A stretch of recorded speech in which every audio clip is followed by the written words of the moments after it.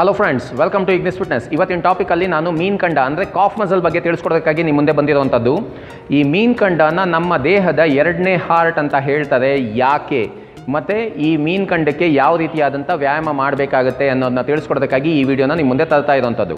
ಈ ವಿಡಿಯೋನ ಕಡೆ ತನಕ ನೋಡ್ತಾ ಬನ್ನಿ. ಸಾಕಷ್ಟು ಇನ್ಫಾರ್ಮೇಷನ್ನ ಶೇರ್ ಮಾಡ್ತಾ ಇದ್ದೀನಿ ಅಂತ ಹೇಳ್ತಾ, ಯಾರ್ಯಾರು ನಮ್ಮ ಚಾನಲ್ನ ಸಬ್ಸ್ಕ್ರೈಬ್ ಮಾಡ್ಕೊಂಡಿದ್ರೆ ಅವ್ರಿಗೆಲ್ಲ ಧನ್ಯವಾದಗಳು. ಯಾರ್ಯಾರು ಮಾಡ್ಕೊಂಡಿಲ್ಲ ದಯವಿಟ್ಟು ಮಾಡ್ಕೊಳ್ಳಿ ಅಂತ ರಿಕ್ವೆಸ್ಟ್ ಮಾಡ್ತಾ ಇದ್ದೀನಿ. ಜೊತೆಲಿರುವಂಥ ಬೆಲ್ ಐಕನ್ನ ಪ್ರೆಸ್ ಮಾಡ್ಕೊಳ್ಳಿ. ಸೊ ನಾನು ಇಂಥ ವೀಡಿಯೋಸ್ನ ಅಪ್ಲೋಡ್ ಮಾಡಿದಾಗ ನಿಮ್ಮ ನೋಟಿಫಿಕೇಷನಲ್ಲಿ ಬೇಗ ಸಿಗುತ್ತೆ ಅಂತ ಹೇಳ್ತಾ ಟಾಪಿಕ್ಗೆ ಹೋಗೋಣ. ಮೀನ್ಕಂಡ ಅಂದರೆ ಕಾಫ್ ಮಸಲ್ ಅಂತ ಏನು ಕರಿತೀವಿ, ಇದು ನಮ್ಮ ದೇಹಕ್ಕೆ ಎರಡನೇ ಹಾರ್ಟ್ ಅಂತ ಆಗಲೇ ಹೇಳಿದೆ. ಹೌದು, ನಿಜ. ಇದು ಎರಡನೇ ಹಾರ್ಟ್ ಥರ ಕೆಲಸ ಮಾಡುವಂಥದ್ದು. ಇದು ಸಾಕಷ್ಟು ಜನಕ್ಕೆ ಗೊತ್ತಿರೋದಿಲ್ಲ. ಈವನ್ ನಿಮ್ಮ ಟ್ರೈನರ್ಸ್ಗೂ ಇದ್ರ ಬಗ್ಗೆ ಅಷ್ಟು ನಾಲೆಜ್ ಇರುತ್ತೆ ಅಂತ ನನಗೆ ನಂಬಿಕೆ ಇಲ್ಲ. ಆದ್ರೂ ನಾನು ನಿಮಗೆ ಇದಕ್ಕೆ ತಿಳಿಸ್ಕೊಡ್ತಾ ಇದ್ದೀನಿ. ಯಾಕೆ ಅಂದರೆ ಇದ್ರ ಬಗ್ಗೆ ಸಾಕಷ್ಟು ಇನ್ಫಾರ್ಮೇಷನ್ ನಿಮಗೆ ಗೊತ್ತಿತ್ತು ಅಂದರೆ ಯಾವ ಥರ ವ್ಯಾಯಾಮ ಮಾಡಿದಾಗ ನಿಮ್ಮ ಮೀನ್ಕಂಡ ಯಾವ ರೀತಿಯಾಗಿ ಎಕ್ಸಸೈಸ್ಗೆ ಒಳಪಡುತ್ತೆ, ಮಾಡೋದ್ರಿಂದ ಯಾವ ರೀತಿಯಾದಂಥ ಅಡ್ವಾಂಟೇಜಸ್ ಇದೆ ಅನ್ನೋದನ್ನ ತಿಳಿಸ್ಕೊಡೋದಕ್ಕಾಗಿ ಈ ವಿಡಿಯೋನ ನಿಮ್ಮ ಮುಂದೆ ತರ್ತಾ ಇರೋವಂಥದ್ದು. ಈ ಮೀನ್ಕಂಡ ಅಂತ ಏನು ಹೇಳಿದೆ, ಈ ಮೀನ್ಕಂಡದಲ್ಲಿ ಎರಡು ಥರದ ಮಾಂಸಖಂಡ ಇರುತ್ತೆ. ಒಂದು ಲ್ಯಾಟರಲ್ ಮಸಲ್, ಒಂದು ಮೀಡಿಯಲ್ ಮಸಲ್. ಲ್ಯಾಟರಲ್ ಮಸಲ್ ಬಂದ್ಬಿಟ್ಟು ನಮ್ಮ ದೇಹದ ಹೊರಭಾಗದ ಮಾಂಸಖಂಡಕ್ಕೆ, ಅಂದರೆ ಮೀನ್ಕಂಡ ಏನಿದೆ, ಮೀನ್ಕಂಡದ ಹೊರಭಾಗದ ಮಾಂಸಖಂಡನ ಲ್ಯಾಟರಲ್ ಮಸಲ್ ಅಂತೀವಿ.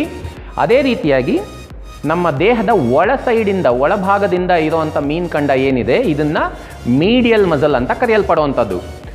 ಹಾಗಾಗಿ ಇದಕ್ಕೆ ಒಂದೇ ಥರದ್ದು ಒಂದು ವ್ಯಾಯಾಮ ಇರುತ್ತೆ. ಸ್ಟ್ಯಾಂಡಿಂಗ್ ಕಾಫ್ ರೈಸ್ ಏನು ಮಾಡ್ತೀವಿ ಅಂದರೆ, ನಾವು ಬಾರ್ಬೆಲ್ ಯೂಸ್ ಮಾಡಿಕೊಂಡು ಇಲ್ಲ ಡಂಬಲ್ ಯೂಸ್ ಮಾಡ್ಕೊಂಡು ಏನು ಮಾಡ್ತಾ ಇರ್ತೀವಿ, ಈ ಥರದ ವ್ಯಾಯಾಮ ಮಾಡಿದಾಗ ಅಂದರೆ ನಮ್ಮ ಕಾಲುಗಳನ್ನ ನೆಟ್ಟಿಗೆ ಸ್ಟ್ರೈಟ್ ಇಟ್ಕೊಂಡು ಮಾಡೋವಂಥದ್ದು ವ್ಯಾಯಾಮನ ಮಾಡಬೇಕಾದ್ರೆ ನಮ್ಮ ಮೀನ್ಕಂಡ ವರ್ಕ್ ಆಗುವಂಥದ್ದು. ಅದೇ ರೀತಿಯಾಗಿ ನಾವು ಕಾಲುಗಳನ್ನ ಬೆಂಡ್ ಮಾಡ್ಕೊಂಡು ಮಾಡಬೇಕಾದ್ರೆ ಅಂದರೆ ಸೀಟೆಡ್ ಕಾಫ್ ರೈಸಸ್ ಏನು ಮಾಡ್ತೀವಿ, ಅದು ಬೇರೆ ಒಂದು ಮಾಂಸಖಂಡಕ್ಕೆ ವರ್ಕ್ ಆಗ್ತಾ ಇರುತ್ತೆ. ಆ ಬೇರೆ ಮಾಂಸಖಂಡದ ಹೆಸರು ಏನು ಸರ್ ಅಂತ ನೀವು ಕೇಳಿದ್ರೆ ಸೋಲಿಯಸ್ ಮಸಲ್ ಆಗಿರುತ್ತದು. ಇವತ್ತು ನಾನು ಎರಡು ಥರದ್ದು ವ್ಯಾಯಾಮನ ನಿಮ್ಮ ಮುಂದೆ ತರ್ತಾ ಇರುವಂಥದ್ದು ತೋರಿಸ್ಕೊಡ್ತೀನಿ. ಯಾವ ರೀತಿಯಾಗಿ ಹೇಗೆ ಮಾಡೋದು ಅಂತ ಸ್ಟೆಪ್ ಬೈ ಸ್ಟೆಪ್ ನೋಡ್ತಾ ಹೋಗೋಣ ಬನ್ನಿ. ಈ ಸೋಲಿಯಸ್ ಮಸಲ್ಗೂ ಮತ್ತು ಸೀಟೆಡ್ ಇದು ಗ್ಯಾಸ್ಟ್ರೋನಮಸ್ ಅಂದರೆ ಮೀನ್ಕಂಡ ಏನಿದೆ, ಆ ಮೀನ್ಕಂಡನ ಮೆಡಿಕಲಲ್ಲಿ ಗ್ಯಾಸ್ಟ್ರೋನಮಸ್ ಅಂತ ಕರೀತಾರೆ, ಇಲ್ಲ ಗ್ಯಾಸ್ಟ್ರೋಸಿನಮಸ್ ಅಂತ ಕರೀತಾರೆ. ಈ ಥರ ಕರೆಯಲ್ಪಡುವಂಥದ್ದು. ಈ ಮಾಂಸಖಂಡದಲ್ಲಿ ಯಾವ ಥರ ಮಸಲ್ ಫೈಬರ್ಸ್ ಇದೆ ಸರ್ ಅಂತ ನೀವು ಕೇಳಿದ್ರೆ, ಇದು ಬಂದು 50% ಸ್ಲೋ ಟ್ವಿಚ್ ಮಸಲ್ ಫೈಬರ್ಸ್ ಇರುತ್ತೆ, ಇನ್ 50% ಫಾಸ್ಟ್ ಟ್ವಿಚ್ ಮಸಲ್ ಫೈಬರ್ಸ್ ಇರೋವಂಥದ್ದು. ಈ ಪರ್ಟಿಕ್ಯುಲರ್ ಮಾಂಸಖಂಡ ಏನಿದೆ, ಮೀನ್ಕಂಡ ಅಂತ ಏನು ಕರಿತೀವಿ, ಇದು ಸ್ಪ್ರಿಂಟರ್ಸ್ ಯಾರಿರ್ತಾರೆ ಅಂದರೆ ಶಾರ್ಟ್ ಡಿಸ್ಟೆನ್ಸ್ ರನ್ನರ್ಸ್ ಯಾರಿರ್ತಾರೆ, ಲಾಂಗ್ ಜಂಪ್, ಹೈ ಜಂಪ್ ಮಾಡೋರು ಯಾರಿರ್ತಾರೆ, ಅಂಥವ್ರಿಗೆ ಇದು ಸಾಕಷ್ಟು, ಈ ಮಾಂಸಖಂಡ ಸಾಕಷ್ಟು ಹೆಲ್ಪ್ ಮಾಡ್ತಾ ಇರುತ್ತೆ. ಅದ್ರ ಜೊತೆಗೆ ನಾನು ಆಗಲೇ ಒಂದು ಪಾಯಿಂಟ್ ಮೆನ್ಷನ್ ಮಾಡಿದೆ, ಇದು ನಮ್ಮ ದೇಹದ ಎರಡನೇ ಹಾರ್ಟ್ ಆಗಿ ಕೆಲಸ ಮಾಡುತ್ತೆ ಅಂತ. ಇದು ಯಾವ ರೀತಿಯಾಗಿ ಅಂತ ನೀವು ಕೇಳ್ಬೋದು. ನಮ್ಮ ಹೃದಯ ಏನಿರುತ್ತೆ, ಹೃದಯ ಏನು ನಮ್ಮ ರಕ್ತನ, ಮೈಯಲ್ಲಿರೋ ರಕ್ತನ ಏನು ಎಲ್ಲ ದೇಹದ ಪ್ರತಿಯೊಂದು ಭಾಗಕ್ಕೂ ಏನು ಸರಬರಾಜು ಮಾಡ್ತಾ ಇರುತ್ತೆ, ನಮ್ಮ ಕಾಲಿಗೆ ಬಂದಿರೋ ರಕ್ತನ ಮೇಲ್ ತನಕ ಎಳ್ಕೊಳಕ್ಕೆ ಆಗೋದಿಲ್ಲ. ಹಾರ್ಟ್ದು ಕೆಲಸ ಏನು, ಸಕ್ಕು ಮಾಡಬೇಕು, ಪಂಪು ಮಾಡಬೇಕು, ಅಂದರೆ ಹೀರ್ಲಬೇಕು, ದೇಹದ ಸುತ್ತ ಪ್ಯೂರ್ ಬ್ಲಡ್ನ ಕಳಿಸ್ತಾನೂ ಇರಬೇಕಾಗತ್ತೆ. ಈ ಕೆಲಸದಲ್ಲಿ ಮಾಡ್ತಾ ಇರಬೇಕಾದ್ರೆ ಕಾಲತ್ರ ಬಂದಿರೋ ರಕ್ತನ ಮೇಲ್ ತನಕ ಎಳ್ಕೊಳಕ್ಕಾಗೋದಿಲ್ಲ. ಈ ಎಳೆಯೋದಕ್ಕೆ ಸಹಾಯ ಮಾಡುವಂಥದ್ದಕ್ಕೆ ನಮಗೆ ಕಾಫ್ ಮಸಲ್ ಬೇಕಾಗಿರೋದು ಒಂದು ಪಾಯಿಂಟು. ಎರಡನೇ ಪಾಯಿಂಟಲ್ಲಿ ನಮ್ಮ ಆ್ಯಂಕಲ್ ಏನಿದೆ, ನಮ್ಮ ಪಾದಗಳೇನಿದೆ, ಆ ಪಾದಗಳದ್ದು ಮೂಮೆಂಟ್ ಮಾಡೋದಕ್ಕೆ ಈ ಕಾಫ್ ಮಸಲ್ ಬೇಕಾಗಿರೋವಂಥದ್ದು. ಈ ಕಾಫ್ ಮಸಲ್ ಏನಾನ ಡ್ಯಾಮೇಜ್ ಆಗಿದೆ ಅಂದರೆ ನಮ್ಮ ಪಾದ ಸರಿಯಾಗಿ ವರ್ಕ್ ಆಗೋದಿಲ್ಲ. ಅದ್ರ ಜೊತೆಗೆ ಸೋಲಿಯಸ್ ಮಸಲ್ ನಮ್ಮ ಕಾಫ್ ಮಸಲ್ಗೆ ಸಪೋರ್ಟಿವ್ ಆಗಿರುತ್ತೆ. ಆ ಸೋಲಿಯಸ್ ಮಸಲ್ ಡ್ಯಾಮೇಜ್ ಆದ್ರೂ ನಿಮಗೆ ಆ್ಯಂಕಲ್ ಮೂಮೆಂಟ್ ಅಷ್ಟು ಕಂಫರ್ಟಬಲ್ ಮೂಮೆಂಟ್ ಮಾಡೋಕ್ಕಾಗೋದಿಲ್ಲ ಅಂತಲೇ ಹೇಳ್ಬೋದು. ಹಾಗಾದರೆ ನಾನು ಇವಾಗ ನಿಮಗೆ ಹೇಳಿದೆ, ಒಂದು ಸ್ಟ್ಯಾಂಡಿಂಗ್ ಕಾಫ್ ರೈಸ್ ತೋರಿಸ್ತೀನಿ, ಒಂದು ಸೀಟೆಡ್ ಕಾಫ್ ರೈಸ್ ತೋರಿಸ್ತೀನಿ ಅಂತ. ಈ ಸ್ಟ್ಯಾಂಡಿಂಗ್ ಕಾಫ್ ರೈಸಲ್ಲಿ ಯಾವ ಥರದ್ದು ಎಕ್ವಿಪ್ಮೆಂಟ್ ಬೇಕಾಗುತ್ತೆ ಅಂತ ನೋಡಿದ್ರೆ, ಒಂದು ಸ್ಮಿತ್ ಮಿಷಿನ್ ಬೇಕಾಗುತ್ತೆ. ಇಲ್ಲ ನಿಮಗೆ ಕಂಫರ್ಟಬಲ್ ಇತ್ತು ಅಂದರೆ ಫ್ರೀ ವೆಯ್ಟ್ಸ್ ಬಾರ್ಬೆಲ್ ಯೂಸ್ ಮಾಡ್ಬೋದು, ಇಲ್ಲ ಡಂಬಲ್ಸ್ ಯೂಸ್ ಮಾಡ್ಬೋದಾಗಿರುತ್ತೆ. ನಾನು ಏನಕ್ಕೆ ಸ್ಮಿತ್ ಮಿಷಿನ್ನ ಪ್ರಿಫರ್ ಮಾಡ್ತಾ ಇದ್ದೀನಿ ಅಂದರೆ, ಸಾಕಷ್ಟು ವೆಯ್ಟ್ಸ್ನ ಯೂಸ್ ಮಾಡ್ಬೋದು, ಬೇರೆ ಯಾವುದು ಸಹಾಯ ಇಲ್ಲದೆ ನೀವು ನಿಮಗಾಗಿ ನೀವೇ ಹಾಗೇ ವರ್ಕೌಟ್ ಮಾಡ್ಬೋದಾಗಿರೋದ್ರಿಂದಾಗಿ ನಾನು ಸ್ಮಿತ್ ಮಿಷಿನ್ ಯೂಸ್ ಮಾಡ್ತಾ ಇರೋಂಥದ್ದು. ಸೇಫ್ ಪಾಯಿಂಟ್ಗಾಗಿ ಅಂದರೆ ಯಾವುದೇ ರೀತಿ ಇಂಜುರಿ ಇಲ್ಲದೆ ಮಾಡೋದಕ್ಕೆ ಬಹಳ ಸಹಾಯ ಆಗಿರುತ್ತೆ ಈ ಸ್ಮಿತ್ ಮಿಷಿನ್ ಅಂತಲೇ ಹೇಳ್ಬೋದು. ಇದಕ್ಕೆ ಒಂದು ವೆಯ್ಟ್ ಹಾಕ್ಕೊಳ್ಳಿ, ಸ್ವಲ್ಪ ಜಾಸ್ತಿ, ಮೀಡಿಯಮ್ಗಿಂತ ಜಾಸ್ತಿ ವೆಯ್ಟ್ ಯೂಸ್ ಮಾಡಿದ್ರೆ ಒಳ್ಳೆಯದು. ವೆಯ್ಟ್ ಹಾಕ್ಕೊಳ್ಳಿ. ಈ ಥರ ಒಂದು ಬಾಕ್ಸ್ನ ಯೂಸ್ ಮಾಡಿದ್ರೆ ಒಳ್ಳೆಯದು, ಇಲ್ಲ ಪ್ಲೇಟ್ಸ್ ಏನಾನ ಇದ್ದರೆ ಯೂಸ್ ಮಾಡ್ಕೋಬೋದು. ನಾನು ಬಾಕ್ಸ್ನ ಯೂಸ್ ಮಾಡ್ತಾ ಇದ್ದೀನಿ. ಯಾಕೆಂದರೆ ಸ್ವಲ್ಪ ಹೈಟ್ ಇತ್ತು ಅಂದರೆ ಬಾಕ್ಸು, ನಿಮಗೆ ಕಾಲುಗಳು ಕೆಳಗಡೆ ತನಕ ಸ್ಟ್ರೆಚ್ಚು ಮಾಡ್ಬೋದು, ಮೇಲೂ ಸ್ಟ್ರೆಚ್ ಮಾಡ್ಬೋದಾಗಿರುತ್ತೆ.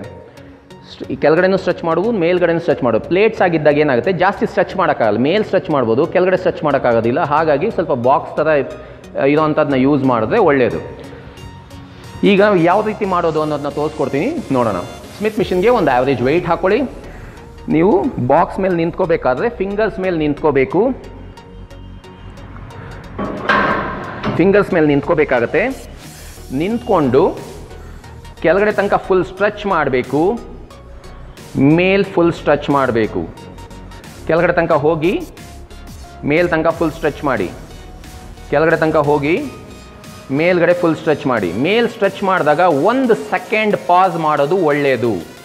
ಕೆಳಗಡೆ ಹೋಗಿ ಮೇಲ್ ಬಂದಾಗ 1 ಸೆಕೆಂಡ್ ಪಾಸ್ ಮಾಡೋದು ಒಳ್ಳೆಯದು. ಈ ರೀತಿಯಾಗಿ ನೀವು ಈ ವ್ಯಾಯಾಮನ ಮಾಡಬೇಕಾಗುತ್ತೆ. ಈ ರೀತಿ ಮಾಡೋದ್ರಿಂದ ಏನಾಗುತ್ತೆ, ನಮ್ಮ ಮೀನ್ಕಂಡಕ್ಕೆ ಒಂದು ಒಳ್ಳೆಯ ವ್ಯಾಯಾಮ ಸಿಗುತ್ತೆ. ಮತ್ತು ನಾನು ಆಗಲೇ ಹೇಳ್ದಂಗೆ 50% fast tweet muscle, 50% slow tweet muscle ಇರೋದ್ರಿಂದ ನೀವು ರನ್ನಿಂಗ್ಗೆ ಬಹಳಷ್ಟು ಯೂಸ್ ಆಗುವಂಥದ್ದು, ಇಲ್ಲ ಸ್ಪ್ರಿಂಟ್ ಮಾಡೋರಿಗೆ ಯೂಸ್ ಆಗುವಂಥದ್ದು, ಇಲ್ಲ ಲಾಂಗ್ ಜಂಪ್, ಹೈ ಜಂಪ್ ಮಾಡೋರಿಗೆ ಬಹಳಷ್ಟು ಯೂಸ್ ಆಗುವಂಥದ್ದಕ್ಕೆ ಸಾಕಷ್ಟು ಸಹಾಯ ಮಾಡುತ್ತೆ. ಅದ್ರ ಜೊತೆಗೆ ಈ ಥರ ವ್ಯಾಯಾಮ ನೀವು ಮಾಡಬೇಕಾದ್ರೆ ಜ್ಞಾಪಕ ಇಟ್ಕೊಳ್ಳಿ, ಈ ಪರ್ಟಿಕ್ಯುಲರ್ ವ್ಯಾಯಾಮನ ನೀವು 4 ಸೆಟ್ ಮಾಡಿದ್ರೆ ಸಾಕು. ನೀವು ಮೊದಲೇ ಹೇಳ್ದಂಗೆ, ನಾನು ಲಾಸ್ಟ್ ವೀಡಿಯೋದಲ್ಲಿ ಹೇಳ್ದಂಗೆ 6ರಿಂದ 12 ಕೌಂಟ್ ಮಾಡಿದ್ರೆ ಸಾಕು ಸೈಜ್ ಆಗುತ್ತೆ ಅಂತ ಹೇಳಿದೆ. ಬಟ್ ಇದು ಹಾರ್ಡ್ ಮಸಲ್ ಆಗಿರೋದ್ರಿಂದ, ನಮ್ಮ ಫೋರ್ ಆರ್ಮ್ಸ್ ಮತ್ತು ಕಾಫ್ ಮಸಲ್ ತುಂಬ ಹಾರ್ಡ್ ಮಸಲ್ ಆಗಿರೋದ್ರಿಂದಾಗಿ, ಏನಕ್ಕೆ ಹಾರ್ಡ್ ಅಂತ ನೀವು ಕೇಳ್ಬೋದು. ಒಂದೇ ರೀಸನ್, ಹಾರ್ಡ್ ಮಸಲ್ ಏನಕ್ಕೆ ಅಂದರೆ ನಾವು ನಡಿಬೇಕಾದ್ರೆ, ಓಡಬೇಕಾದ್ರೆ, ಮೆಟ್ಲತ್ಬೇಕಾದ್ರೆ, ಇಳಿಬೇಕಾದ್ರೆ ಈ ಕಾಫ್ ಮಸಲ್ ಆ್ಯಕ್ಟಿವೇಷನಲ್ಲಿ ಇರೋದ್ರಿಂದಾಗಿ ನೀವು ಸ್ವಲ್ಪ ಜಾಸ್ತಿ ಮಾಡಬೇಕಾಗತ್ತೆ. ಅದೇ ರೀತಿಯಾಗಿ ಫೋರ್ ಆರ್ಮ್ಸನ್ನು ಅಷ್ಟೇ ಬರೆಯೋದಕ್ಕೆ, ಎತ್ಕೊಳ್ಳೋದಕ್ಕೆ, ಹಿಡ್ಕೊಳ್ಳೋದಕ್ಕೆ ಎಲ್ಲ ಯೂಸ್ ಆಗಬೇಕಾದ್ರೆ ನಮ್ಮ ಫೋರ್ ಆರ್ಮ್ಸ್ ಸಪೋರ್ಟ್ ಮಾಡೋದ್ರಿಂದ ಫೋರ್ ಆರ್ಮ್ಸ್ಗೂ ಅಷ್ಟೇ ನೀವು ಸ್ವಲ್ಪ ಹೆವಿಯಾಗಿ ವರ್ಕೌಟ್ ಮಾಡಬೇಕಾಗತ್ತೆ, ಸ್ವಲ್ಪ ಸೆಟ್ಸು ಜಾಸ್ತಿ ಮಾಡಬೇಕಾಗತ್ತೆ. ಹಾಗಾಗಿ ಇದನ್ನು ನಾನು 4 ಸೆಟ್ಸ್ ಮಾಡಬೇಕು ಅಂತ ಹೇಳಿದ್ದು. ಅದ್ರ ತಕ್ಕನಂಗೆ ನೀವು 12 to 15 ಇಲ್ಲ 20 ಕೌಂಟ್ಸ್ ಮಾಡ್ತಾ ಬಂದರೆ ಸಾಕಾಗುತ್ತೆ. ವಾರದಲ್ಲಿ 2 ದಿನ ಮಾಡಿ ನಿಮ್ಮ ಕಾಫ್ ಮಸಲ್ ಚೆನ್ನಾಗಿ ಕಾಣುತ್ತೆ. ನೀವು ಯಾವಾಗಲೂ ಶಾರ್ಟ್ಸ್ ಹಾಕ್ಕೊಂಡು ಹೊರಗಡೆ ಬಂದಾಗ ನಿಮ್ಮ ಕಾಫ್ ಮಸಲ್ ಒಂದು ಅಟ್ರಾಕ್ಟಿವ್ ಲುಕ್ ಕೊಡುತ್ತೆ ಅಂತಲೇ ಹೇಳ್ಬೋದು. ಈ ರೀತಿಯಾಗಿ ನೀವು ಸ್ಟ್ಯಾಂಡಿಂಗ್ ಕಾಫ್ ರೈಸ್ ಮಾಡಬೇಕಾಗತ್ತೆ. ಈಗ ನಾನು ನಿಮಗೆ ಸೀಟೆಡ್ ಕಾಫ್ ರೈಸ್ನ ಯಾವ ರೀತಿ ಮಾಡೋದು ಅನ್ನೋದನ್ನ ತೋರಿಸ್ಕೊಡ್ತೀನಿ, ನೋಡೋಣ ಬನ್ನಿ ಫ್ರೆಂಡ್ಸ್. ಈಗ ನಾನು ಸೋಲಿಯಸ್ ಮಸಲ್ ವರ್ಕೌಟ್ನ ನಿಮಗೆ ತೋರಿಸ್ತಾ ಇರೋವಂಥದ್ದು. ಈ ವರ್ಕೌಟ್ ಬಂದ್ಬಿಟ್ಟು ಸೀಟೆಡ್ ಕಾಫ್ ರೈಸ್ ಮಿಷಿನಲ್ಲಿ ಮಾಡ್ಬೋದು. ಈ ಥರ ಮೆಷಿನ್ ಇಲ್ಲ ಅಂದರೆ ನೀವು ಎಲ್ಲನ ಒಂದು ಬೆಂಚ್ ಮೇಲೆ ಕೂತ್ಕೊಂಡು ನಿಮ್ಮ ಕಾಲುಗಳ ಮೇಲೆ ಬಾರ್ಬೆಲ್ಗೆ ವೆಯ್ಟ್ ಹಾಕ್ಕೊಂಡು ಇಟ್ಕೊಂಡು ಮಾಡ್ಬೋದಾಗಿರುತ್ತೆ. ಬಟ್ ನಾರ್ಮಲಿ ಜಿಮ್ಮಲ್ಲಿ ಅಂದಮೇಲೆ ಒಂದು ಸೀಟೆಡ್ ಕಾಫ್ ರೈಸ್ ಮಿಷಿನ್ ಇದ್ದೇ ಇರುತ್ತೆ. ಹಾಗಾಗಿ ನಾನು ಮಿಷಿನಲ್ಲಿ ತೋರಿಸ್ತಾ ಇರೋವಂಥದ್ದು. ಅದು ಇಲ್ಲ, ನಿಮಗೆ ಸೀಟೆಡ್ ಕಾಫ್ ರೈಸ್ ಮಿಷಿನೂ ಇಲ್ಲ, ಬಾರ್ಬೆಲ್ಲು ಮಾಡೋಕ್ಕಾಗೋದಿಲ್ಲ ಅನ್ನೋಂಗಿತ್ತು ಅಂದರೆ ನೀವು ಡಂಬಲ್ಸ್ನ ತೊಡೆ ಮೇಲೆ ಇಟ್ಕೊಂಡು ಮಾಡ್ಬೋದಾಗಿರುತ್ತೆ. ನಾನು ಸೀಟೆಡ್ ಕಾಫ್ ರೈಸ್ನ ಮೆಷಿನಲ್ಲಿ ತೋರಿಸ್ತಾ ಇರೋದ್ರಿಂದ ಇದು ಯಾವ ರೀತಿಯಾಗಿ ಕೆಲಸ ಮಾಡುತ್ತೆ, ಯಾವ ರೀತಿಯಾಗಿ ಮಾಡಬೇಕಾಗುತ್ತೆ ಅನ್ನೋದನ್ನ ಸ್ಟೆಪ್ ಬೈ ಸ್ಟೆಪ್ ತೋರಿಸ್ತಾ ಹೋಗ್ತೀನಿ, ನೋಡ್ತಾ ಹೋಗೋಣ ಬನ್ನಿ. ನಿಮಗೆ ಒಂದು ಪ್ರಶ್ನೆ ಕಾಡ್ತಾ ಇರ್ಬೋದು, ಈ ಸೋಲಿಯಸ್ ಮಸಲ್ ಬಗ್ಗೆ ಏನಕ್ಕೆ ತಿಳಿಸ್ತಾ ಇದ್ದಾನೆ ಇವನು ಅಂತ. ಇದು ಇಷ್ಟೇ ರೀಸನ್ನು, ಕಾಫ್ ಮಸಲ್ ಏನಿದೆ, ಗ್ಯಾಸ್ಟ್ರೋನಮಸ್ ಮಸಲ್ ಏನಿದೆ ಅದಕ್ಕೆ ಸಪೋರ್ಟಿವ್ ಆಗಿರೋ ಅಂಥದ್ದು ಈ ಸೋಲಿಯಸ್ ಮಸಲ್ ಆಗಿರುತ್ತೆ. ಈ ಕಾಫ್ ಮಸಲ್ ಏನಿರುತ್ತೆ, ಈ ಕಾಫ್ ಮಸಲ್ಗೆ ಸಪೋರ್ಟಿವ್ ಆಗಿ ಒಂದು ಮಸಲ್ ಇರುತ್ತೆ. ಇದು ಹೊರಗಡೆಯಿಂದ ಬಂದಿರೋವಂಥ ಒಂದು ಮಸಲ್ ಆಗಿರುತ್ತೆ. ಈ ಮಸಲ್ ಸಪೋರ್ಟ್ ಮಾಡೋದು ಏನಕ್ಕಾಗಿ ಅಂದರೆ, ನಾವು ನಿಂತ್ಕೊಳ್ಳೋದಕ್ಕೆ ಜಾಸ್ತಿ ಹೊತ್ತು ನಿಂತ್ಕೊತೀವಿ, ಇಲ್ಲ ನಡಿತೀವಿ ಅಂದಾಗ ಬಳಕೆಗೆ ಬರುವಂಥ ಒಂದು ಮಾಂಸಖಂಡ ಇದಾಗಿರುತ್ತೆ. ಇದು ಬಂದ್ಬಿಟ್ಟು ಸ್ಲೋ ಟ್ವಿಚ್ ಮಸಲ್ ಫೈಬರ್ಸ್ ಹೊಂದಿರೋದ್ರಿಂದಾಗಿ ನಮ್ಮ ದೈನಂದಿಕ ಜೀವನದಲ್ಲಿ, ದೈನಂದಿಕ ಕೆಲಸ ಕಾರ್ಯಗಳಿಗೆ ಯೂಸ್ ಆಗೋದಕ್ಕೆ ಬೇಕಾಗುವಂಥ ಒಂದು ಮಾಂಸಖಂಡ ಇದಾಗಿರುತ್ತೆ. ಇದೆರಡೂ ಸೇರಿ ನಮಗೆ ಕಾಫ್ ಮಸಲ್ಗೆ ಸಪೋರ್ಟ್ ಸಿಗೋವಂಥದ್ದು. ನಾವು ಏನೇ ಮಾಡಬೇಕು ಅಂದರೂ, ಓಡಬೇಕು ಮಾಡಬೇಕು ಅಂದಾಗ ಗ್ಯಾಸ್ಟ್ರೋನಮಸ್ ಮಸಲ್ ವರ್ಕ್ ಆಗ್ತಾ ಇರುತ್ತೆ, ಅಂದರೆ ಮೀನ್ಕಂಡ ವರ್ಕ್ ಆಗ್ತಾ ಇರುತ್ತೆ.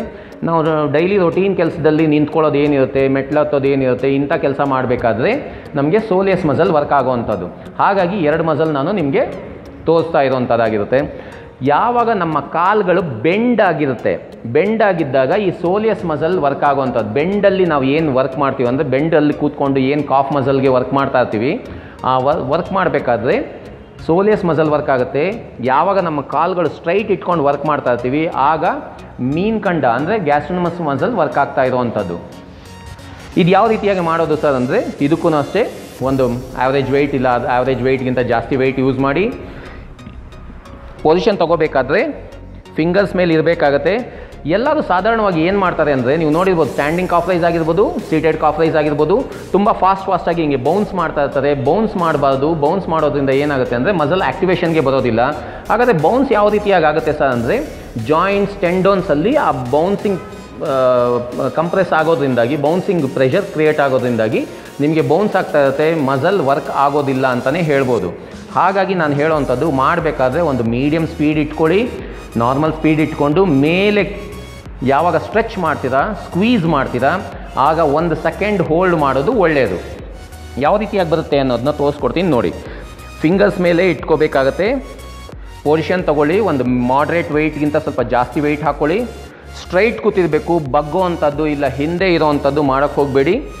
ಒಂದು ಆ್ಯಾವ್ರೇಜ್ ವೆಯ್ಟಲ್ಲಿ ನೀವು ಸ್ಟ್ರೈಟಾಗಿ ಕೂತಿದ್ದಾಗ ಚೆಸ್ಟ್ ಅಪ್ ಮಾಡಿ ಗ್ರಿಪ್ನ ತಗೊಳ್ಳಿ. ಫಿಂಗರ್ಸ್ ಮೇಲೆ ಕಾಲು ಇಟ್ಕೊಂಡು ಫುಲ್ ಕೆಳಗಡೆ ತನಕ ಹೋಗಬೇಕು. ಮೇಲ್ ಬಂದಾಗ ಸ್ಟ್ರೆಚ್ ಮಾಡಬೇಕು. ಫುಲ್ ಕೆಳಗಡೆ ತನಕ ಹೋಗಬೇಕು. ಮೇಲ್ ಬಂದಾಗ ಸ್ಟ್ರೆಚ್ ಮಾಡಬೇಕು. ಸ್ಟ್ರೆಚ್ ಮಾಡಬೇಕಾದ್ರೂ ಅಷ್ಟೇ 1 ಸೆಕೆಂಡ್ ಪಾಸ್ ಮಾಡಬೇಕಾಗತ್ತೆ. ಈ ರೀತಿಯಾಗಿ ಮೇಲ್ 1 ಸೆಕೆಂಡ್ ನಿಲ್ಲಿಸಬೇಕಾಗತ್ತೆ. ಅದಾದಮೇಲೆ ಕೆಳಗಡೆ ಹೋಗಿ. ಮೇಲ್ ಬಂದಾಗ 1 ಸೆಕೆಂಡ್ ಪಾಸ್ ಮಾಡಬೇಕಾಗತ್ತೆ, ಕೆಳಗಡೆ ಹೋಗಬೇಕು.